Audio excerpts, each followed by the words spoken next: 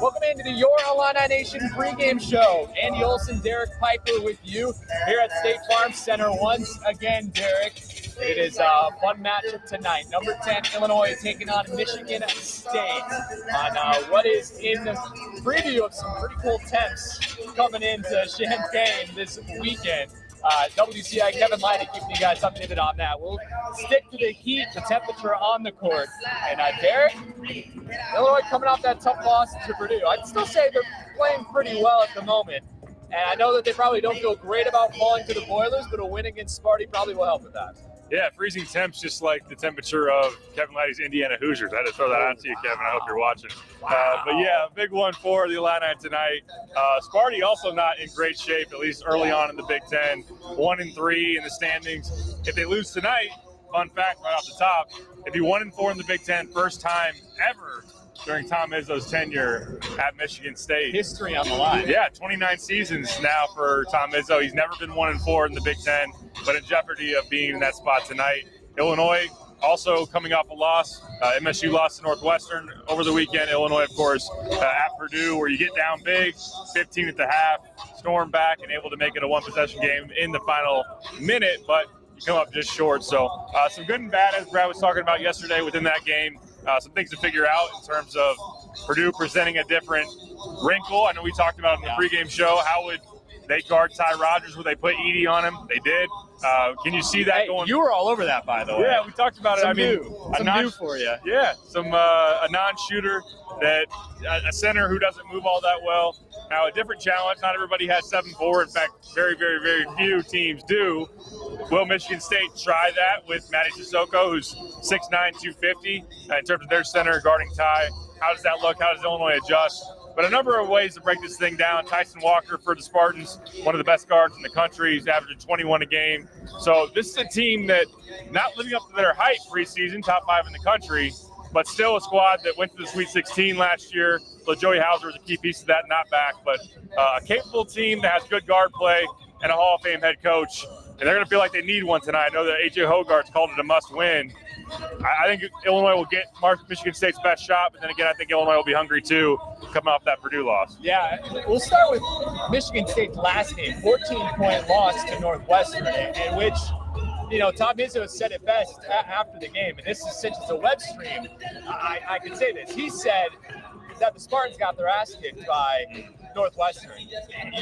You look at the score, you look at the stats, you watch the game, and it was just Wildcats from the start in that one. And he challenged his own players in that press conference. Brad Underwood referenced that yesterday when he was talking with us, saying that he told his players about that. They know that Michigan State's going to be ready to come out in this one. Do you think that helps anything? Because knowing that you got your target on your back in this one? You should know that, yeah. I think it does help to kind of give you the awareness of what's going to come in terms of inspired and hungry group tonight. So, and again, like Illinois, I don't think that they'll be in a situation where they're complacent, having lost to Purdue. I'm sure there's a feeling there, hey, if we didn't start so bad in that game, we should have won. Let's get right in terms of our team, in terms of the standings. And to know that Purdue just turned around and lost to Nebraska, so there's an opening there for Illinois to take a step forward, be 3-1 in the league, being a tie for second if you win this game. Of course, if you're going to talk about a Big Ten title chase, you got to mention Wisconsin, who's off to a 4-0 start, but trying to keep pace there, because that's still a big goal, I think, for Illinois, having in their mind that we could still win a Big Ten title, we still get another crack at Purdue, and just to keep trying to progress and to get back to the feel-good vibes that were around this team going into that Purdue game. So as far as Michigan State goes, yeah, I mean, I'm sure practice was not very fun and leading up to this one as well.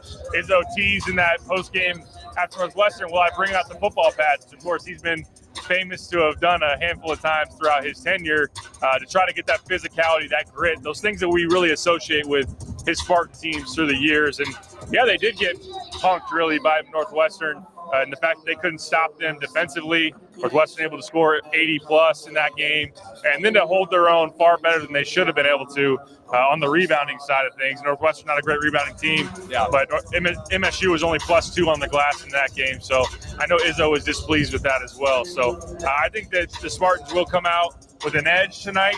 I do think Illinois will be ready for it. We'll see how that plays out.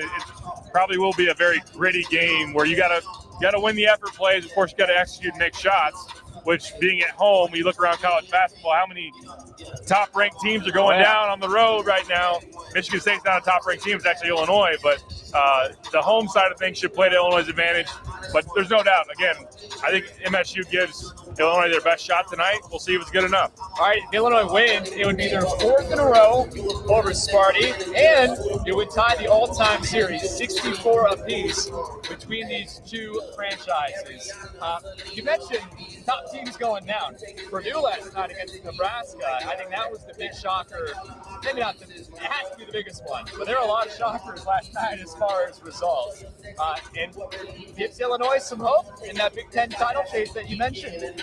They helped for sure. Yeah. Credit to Fred Hoiberg and Nebraska. They're frisky, man. They've already beaten MSU in Lincoln, Indiana, who I've already thrown a shot at. I won't do it again.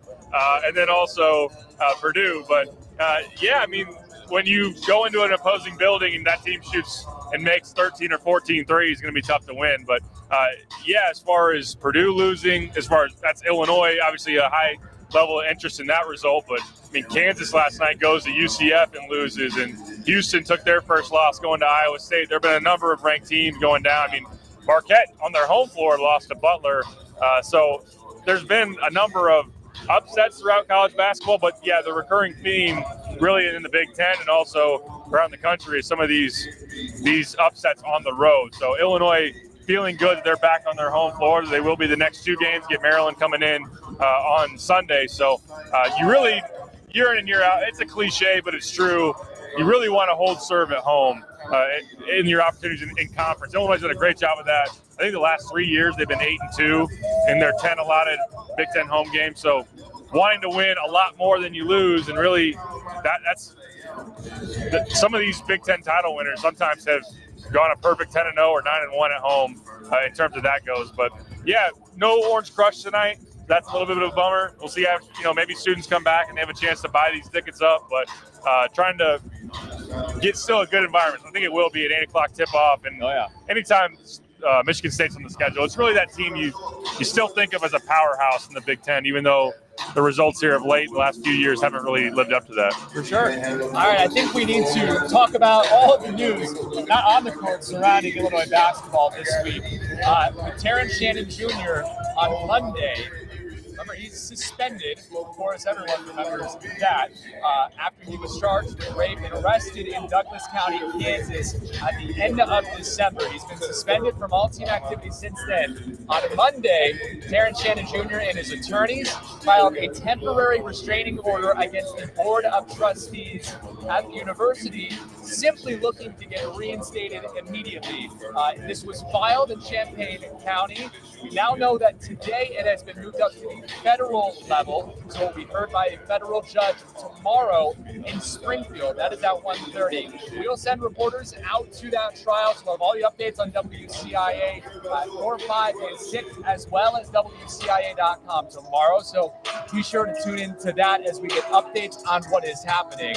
And we now know through that Shannon's 3-person committee, remember, it's part of university policy that when someone is suspended, a major offense like he was, that a 3-person committee has to be put together by the Board of Trustees, and it will decide either to uphold it or flip the suspension as decided on by the DIA. We learned through this countersuit, I shouldn't say it's a countersuit, it is a new case that was held in place at the beginning of this month, Derek. And as well as Illinois has been playing without Shannon right now, let's talk about the basketball ramifications of this.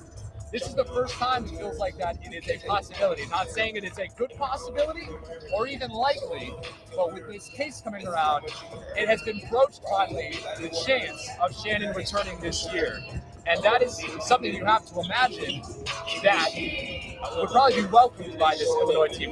Off the court stuff to decide in this scenario. For sure. I mean, that's their guy. A guy that was thought to be a leader in this locker room and someone that's obviously highly productive and the coaching staff and the players think very highly of. So a chance to get him back, I'm sure that they internally are obviously very much pulling for that, and it would change the course of their season. Their ceiling would be elevated that much higher. I mean, it's a huge credit to them the way they played without him, and it shows that the supporting cast they put in place is really strong. You got a lot of vets, and the way his offense continues to operate and churn out points without him is something that Brad Underwood should be very, very encouraged by. You slot a first-team All-American caliber player back into that mix. I mean, you're talking about a team that you can say with a bold face would have a chance, maybe even a good chance to make a run to a Final Four. I mean, that doesn't sound that crazy with the way that, Illinois right now, a top 10 team, their analytics are really, really good, and the way Marcus Damask is playing, the way that Quincy Guerrier continues to be consistent, Coleman Hawkins has played pretty well, and even Justin Harmon coming along as well. So if you get Terrence back, this team can win the Big Ten. This team can go very, very deep in March. I wonder, as this has really amplified in terms of the attention on it this week, still, how does this team handle that? I think that they've shown they're pretty laser focused, and they've said the right things, and they've talked about it's about us right now and whatnot, but is there any distraction or anything like that looming? Not saying it's going to play itself out on the court here tonight, but tomorrow's a very, very big day for the Illini program and how that goes, and I'm going to be very interested. I know a lot of people well, what do you think? How do you think this will play out? I really have no idea. I didn't study law or anything like that, but I don't blame the university. And actually, I fully always expected the panel would rule to uphold the suspension, as they didn't really have any evidence otherwise to act on, as this court case is still active and he's still charged with rape as of right now. I don't know what the precedent is in terms of a court telling the university what they can and cannot do on that sense. So we understand the arguments in terms of Terrence's legal side saying he's asking for due process. He's asking for the presumption of innocence until proven guilty. From a basketball standpoint, it means a lot, even though, again, this team has played very good basketball and could even make a real run at a Big Ten title. Obviously, a top 5 finish in the Big Ten is very much within the realm of their capabilities. Without Terrence, with them, that thing goes up even higher. Yeah, like you said, you don't know what's going to happen. I don't think anyone knows what's going to happen with that court case, because we've talked with legal experts our news team has, and they have said they've not seen anything like this before. So if anyone is presuming to know anything about what's going to happen in this case or anything going on, they're lying. No one knows what's going to happen at this point, and it's impossible to speculate on. We just have to tell you what the facts are. We'll figure it out when we figure it out and let the court process go through its thing, because that's the only thing we can do at the moment. We'll continue focusing on basketball. You mentioned how without Shannon, they've been laser focused. One of those players that has been laser focused, Marcus Damask, Big Ten Player of the Week, AP Player of the Week. He is averaging 29 points a game in these 3 games without Shannon. He's been unbelievable. And we talked about it at the beginning of this season, how Damask is someone who shows up, steps up in these big games. And these last 3 games, one of them was Fairleigh Dickinson. The other 2 were pretty important, but he's shown up for every single one of them, and he has taken that role that feels like it's being the go-to guy at the moment. Yeah, and it helps that he's kind of had some familiarity with that at Southern, right? He's a 1,600-point scorer there, and he knows what it's like to be the focus of a defense and to draw the other team's best defenders or some double teams at times. And I think you'd imagine as time goes forward, when a team has a chance to try to see him in a back down opportunity, say he gets a matchup with a Tyson Walker and AJ Hogarth, who I know is physically strong and maybe can hold his ground, but you would send a double his way. To Marcus's credit, I think he's a really high IQ player. He's a great passer. He can see the floor to where if a defense commits to that, he can then pass it out, and that creates an advantage for Illinois. So they're doubling down on just the usage that they're using through him, the amount of times the ball is in his hands. And I just give him a ton of credit, and I've been thoroughly impressed and to some point surprised. I knew he was a good player. I didn't expect he's going to have 2 games of 30-plus already, and there's obviously still a lot of season left to play. So being able to stop and pop off the dribble in terms of a mid-range jumper, that guy's down. And, he was tremendous in that second half in particular against Purdue, 20 of his game-high 26 points after halftime. Tonight, they'll need him a little bit earlier to be assertive and give Michigan State some problems. It is a team that is guard-oriented. Now, they could match him up with Malik Hall, but if you do that, maybe Quincy Guerrier gets a smaller guy. So that's the great thing with having that size and having a guy that's physical and can back you down like Damask is. It makes you as an opponent make some tough decisions in terms of a matchup. Yeah, I was going through the highlights of this matchup last season, and I kind of forgot how good of a game Dane Danger had last year against the Spartans. We've seen him kind of in a quiet stretch at this point. It's been Luke Goody who's been inserted into the starting lineup without Terrence Shannon. Do you anticipate this maybe being a good matchup where Brad can unleash Danger a little bit? You mentioned that Sissoko 6'9" underneath, and Dane matches up pretty well with him, you think? Yeah, no, I think it is a good matchup, and it was last year. He had a team-high 20 points in that game, I think 7 rebounds as well, and the fact that Michigan State's had some problems with centers here of late, I blame Tom Izzo for that, for not going to the portal and getting a higher quality option there down low, but I know that we come back to, and it's worth mentioning repeatedly, that Dane kind of can counteract some of what Illinois wants to do offensively with the spacing, with having Marcus be able to back down and really having a free lane to have other guys be able to drive and not have a big man kind of hovering in the lane to clog things up. When you have Dane out there, obviously you have a center that is most effective and really only effective when he's out on the block or in the paint. But his back to the basket game, we know that he's got a lot of skill there. I do think while his minutes have been very limited, he's done some good things. Purdue, there was some mixed bag. You know, he early on had a great pass to Justin Harmon on a cut, but maybe other than that, didn't rebound as well as you would have liked and didn't get a whole lot of opportunities to score it. But I do think that as you think about rotations, and Illinois is really operating with a short bench right now. And I asked Brad about that yesterday, like, are you okay playing the starters this many minutes? He essentially said yes, but I do think it would help to get Danger out there. And the fact that you have a matchup that you feel like you could exploit, because whether it's Sissoko or Carson Cooper off the bench, Jackson Kohler is back for them as well. Good offensive player, not very good defensively. I think that Dane, you could feed it into him and think he could do some work tonight. Coleman Hawkins, by the way, just hitting a granny 3 behind us. I'm taking a look at who's out here as I bring up the availability report for tonight. Shannon, of course, out. Nico Moretti is close to returning. You got that update from Brad yesterday. Another, I shouldn't say surprise addition to the injury report, but freshman Amani Mansberry also out today. We know that he did dress against Purdue, but did not play because he was dealing with back spasms before the game. He's ruled out tonight. He will not play in this one, but you got that update on Moretti. It seems like we might be able to see him come back soon.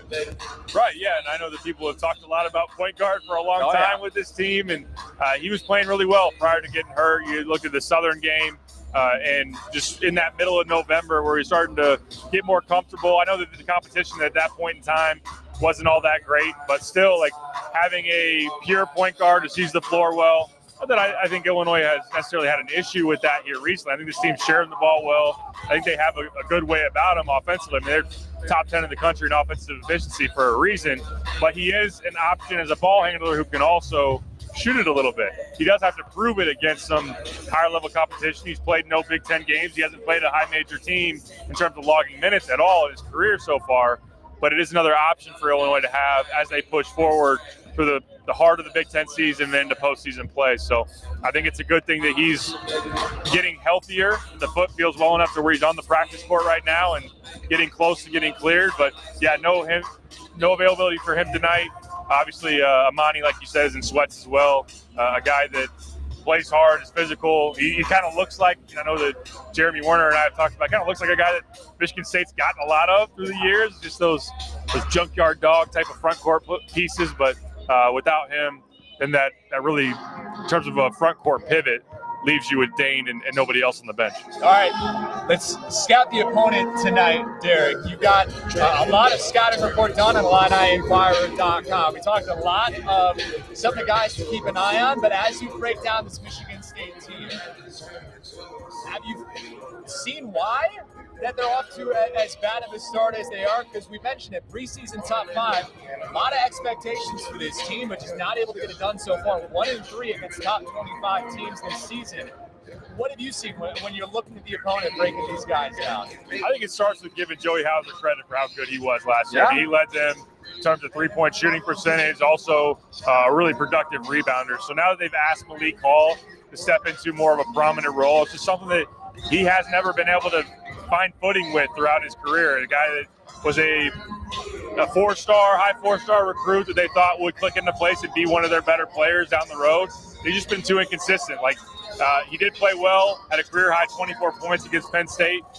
Their last week playing at home against the Nittany Lions, and even before that had a good game against Indiana State as well. But coming off an outing against Northwestern, plays 26 minutes, doesn't have a point, doesn't have a rebound. So really it's that supporting cast around Tyson Walker has been too inconsistent. That also goes for A.J. Hogard, who got off to a slow start this year.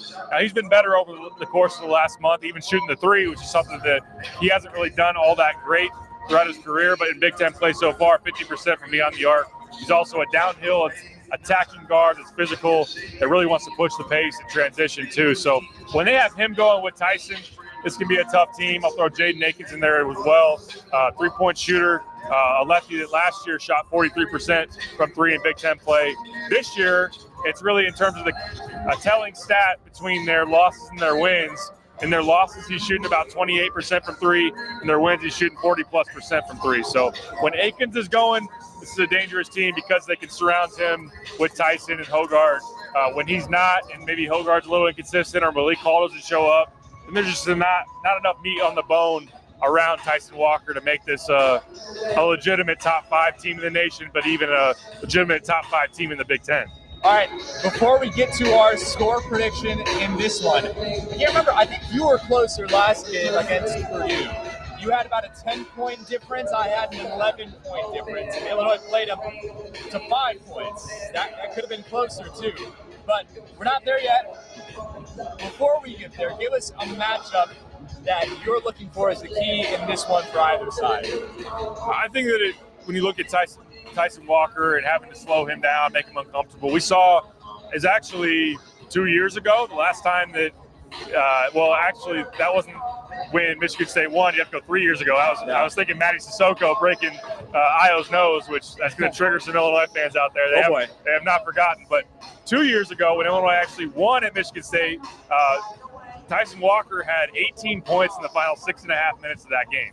A guy that can get red hot, can really be a microwave offensively. I think Ty Rodgers probably matching up with him. I think Justin Harmon coming off the bench and giving Illinois some good minutes in the backcourt, knowing this is a talented guard-oriented group.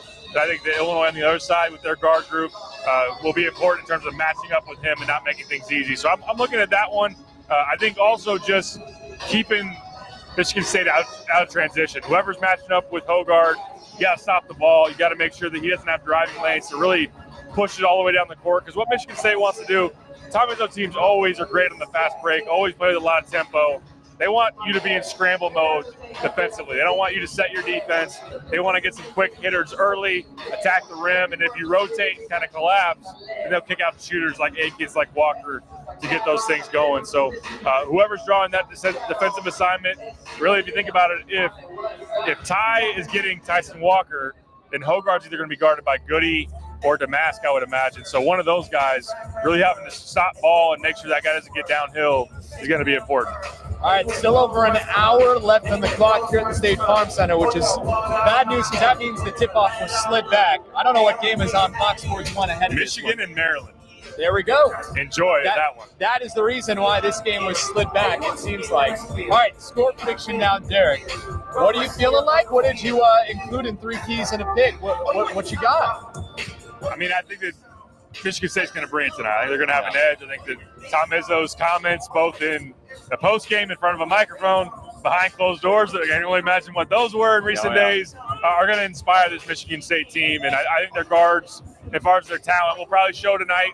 I don't think they'll shoot it as poorly as they did in this building last year when Michigan State came in and didn't make a 3 the whole game. They went 0 for 7 from deep in that one.